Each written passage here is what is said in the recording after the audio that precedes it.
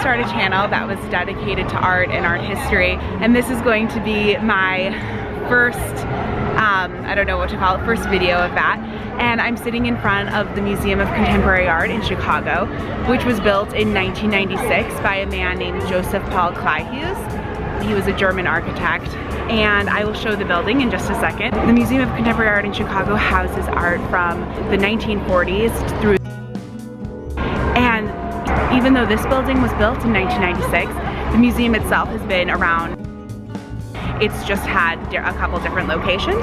So let's go look inside.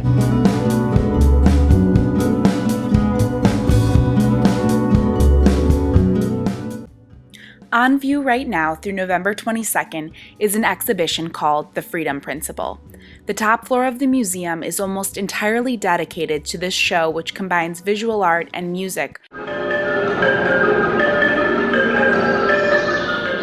by African American collectives, such as the Association for the Advancement of Creative Musicians, or the AACM, and a group of visual artists called Africobra. Both groups began in the 1960s on Chicago's South Side and were deeply engaged with the struggle for African American equality.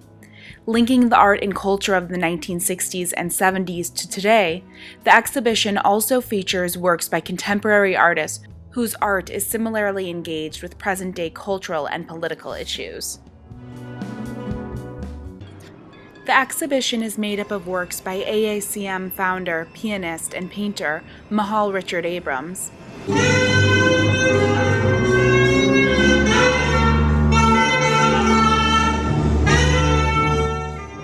Africobra co-founders Jeff Donaldson, J. and Wadsworth Gerald, Barbara Jones-Hogu, and Gerald Williams, and many contemporary artists. Also on view at the museum are works by two Belgian artists, Jos de Gruyter and Harald Thys.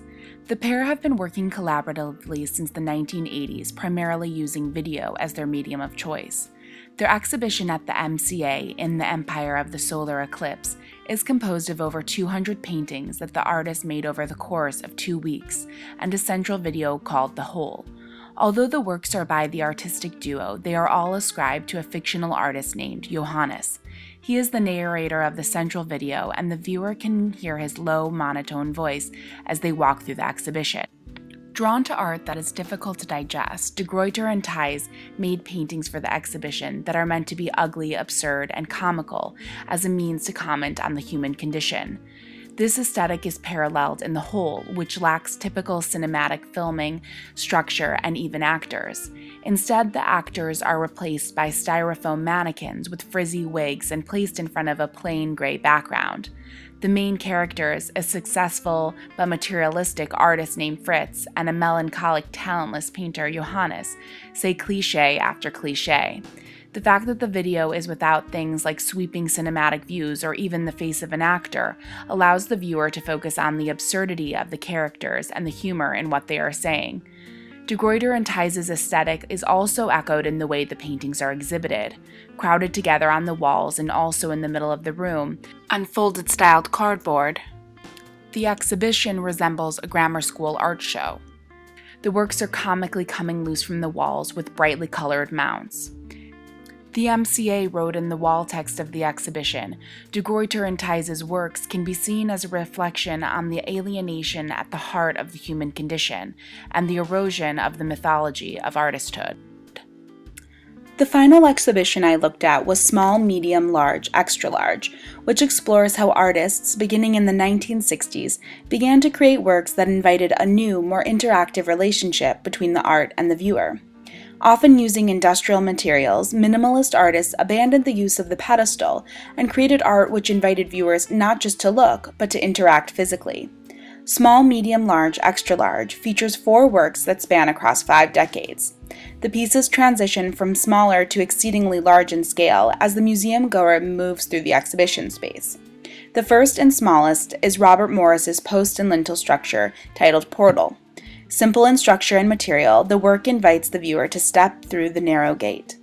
The second is another of Morris's works, Passageway, which leads the viewer into a spiraling hall that becomes increasingly narrow and finally impassable. The third work is by Franz West, Like Morris's, the work is a spiral structure, inviting you to enter, but in this case, when the viewer gets to the center, there is a blue stump-like chair to sit down in. The walls are made of light blue paper mache, and blue light bulbs hang over the structure. The final, extra-large work is Chris Martin's hot air balloon, with an electric fan blowing into it. All 4 works invite the viewer to participate and interact directly with the pieces, allowing the viewer to think about their physical presence in relationship to the art. The 4 pieces cannot be fully appreciated from simply looking from a distance. The museum goer must enter into the space that the artist created. The museum also has a large video art collection. I wasn't able to explore it fully, but hopefully I'll be able to soon.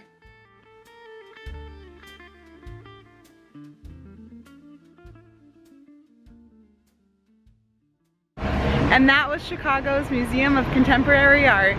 Thanks for watching, and I'll see you at the next museum. Bye!